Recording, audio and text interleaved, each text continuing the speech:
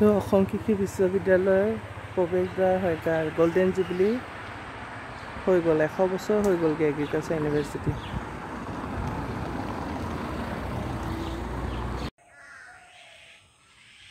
অসম কৃষি বিশ্ববিদ্যালয় ডক্টৰ মাধৱ চন্দ্ৰ দাস সোঁৱৰণী প্ৰেক্ষাগৃহ। ইয়াতে সৰুতে আমি যেতিয়া আছিলোঁ সৰুকালত, এইটোত অডিটৰিয়াম নতুনকৈ বনোৱা হৈছিলে। তেতিয়া আমি ইয়াত বিহু ডান্স কৰিবলৈ সুবিধা পাইছিলোঁ। আজি বহুত বছৰৰ পাছত চাবলৈ আহিলোঁ, বহুত ভাল লাগিছে। আৰু অলপ দিনৰ আগতে ইয়াতে কনভকেশ্যন হৈ গ'ল, বহুত সুন্দৰকৈ প্ৰগ্ৰাম হৈ গ'ল। বহুত ল'ৰা ছোৱালীয়ে ইয়াত ডিগ্ৰী গ্ৰহণ কৰিলে।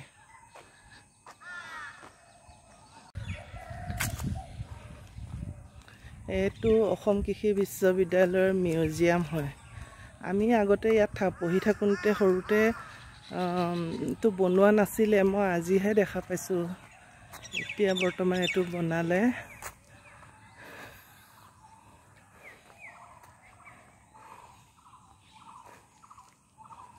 অতীততে ৰোৱা গছবিলাক আজিলৈকে আছে, ইমান বছৰ বছৰ ধৰি এইবোৰ গছ গছনি ৰুইছিলে। আমি সৰুতে ইয়াতে আহি খুব লিচু পাৰি পেলানি খাইছিলোঁ। আৰু চপেটা গছ আছিলে, আম গছ আছিলে, এতিয়াও আছে একেখিনি গছ।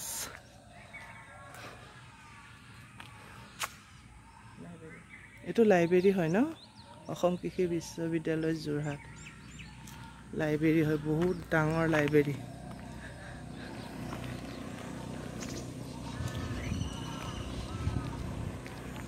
লিচু গছ, ইমান লিচু খাইছিলোঁ আগতে, বাপৰে, মিঠা মিঠা লিচু।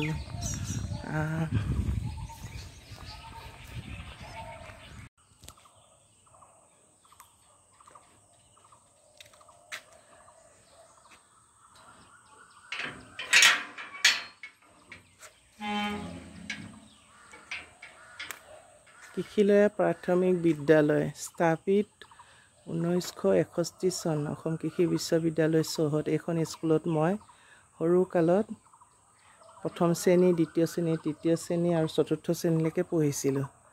আজি ইমান বছৰৰ পাছত মই নিজৰ ল'ৰালি কালৰ পঢ়া স্কুলখন চাবলৈ বুলি আহিলোঁ।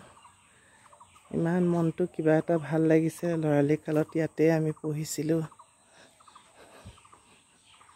স্কুলখন বহুত পুৰণা হৈ গ'ল, কিন্তু এতিয়াও আমাৰ স্মৃতিবিলাক জীয়াই আছে। বহুত ভাল লাগিছে দেখা পাই।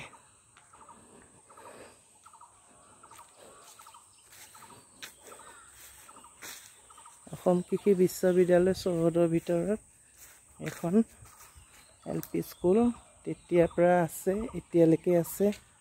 61 চনতে স্থাপিত হোৱা।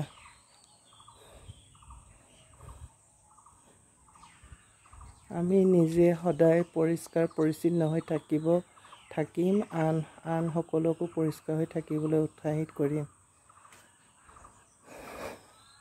খুব ভাল লাগিছে।